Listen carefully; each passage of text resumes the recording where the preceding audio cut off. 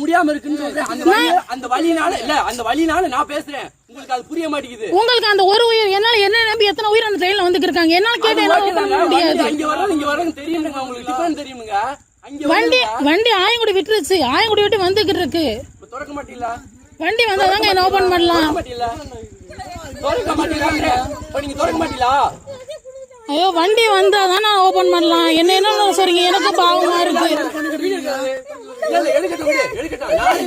நாளைக்கு என்ன ஆகட்டும் ஒண்ணு பண்ணி அப்ப வீடியோ எடுக்கிற நான் 4 பேரை வச்சு அப்ப நான் உன்னை பாத்துக்கிறேன்.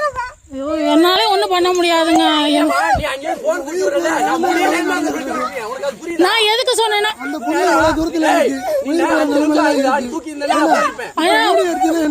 ஆனா அது ஒரு உயிர்.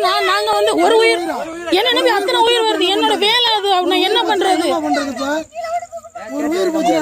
இல்ல நான் வண்டி வந்தாதானே ஓபன் பண்ணலாம்.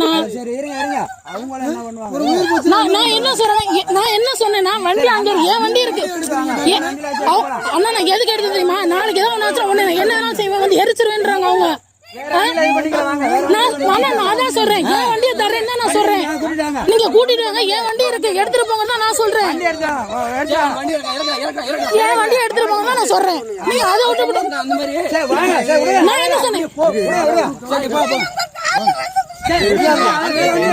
அண்ணா அங்கிட்டு கூட்டு போனோம். என் வண்டி இருக்கு எடுத்துட்டு போங்க தானே சொல்றேன். ஹாஸ்பிட்டலுக்கு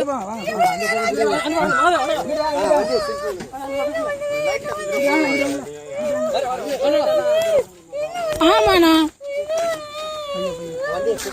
வண்டி எடுத்துட்டு போங்கப்பா. வேற வண்டியில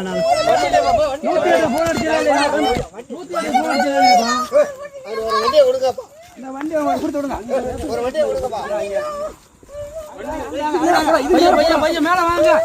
இன்னொரு ஆள் கொடுங்கப்பா.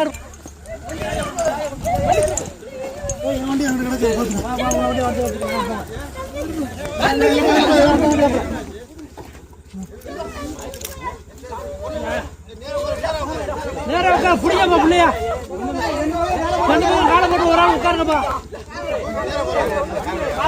கார் எடுத்து